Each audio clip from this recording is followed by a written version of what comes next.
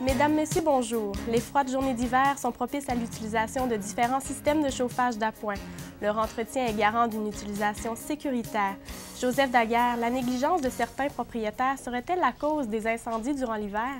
Si ce n'est pas l'unique cause, ça l'est effectivement en partie, Sabrina, car quand l'hiver arrive, les gens changent leurs habitudes de vie et se mettent à chauffer davantage et utilisent aussi plusieurs types de systèmes de chauffage d'appoint pour y parvenir et ne savent pas toujours comment bien les entretenir par contre. Justement, quel genre d'entretien nécessitent les différents systèmes de chauffage? Eh bien, comme vous dites, des systèmes de chauffage, il en existe plusieurs types.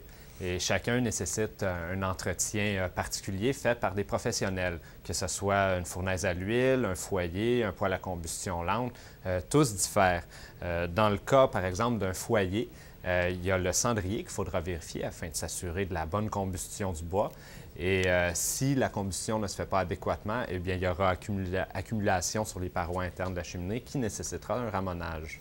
Et à quelle fréquence ces vérifications d'usage doivent-elles être faites? Bien, dans le cas d'une fournaise à l'huile, l'inspecteur enquêteur François Marin du service de sécurité incendie de la ville de Saguenay recommande de faire un entretien annuellement, généralement à l'automne, avant la grande période d'entretien.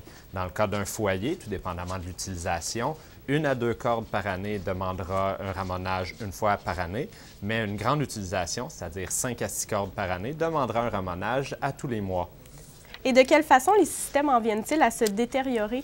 Eh bien, par la formation de ce qu'on appelle la créosote, qui est un mélange d'humidité et de fumée, qui va causer des gouttelettes de goudron sur les parois internes de la cheminée et qui a un potentiel énergique très élevé, ce qui pourrait causer un incendie.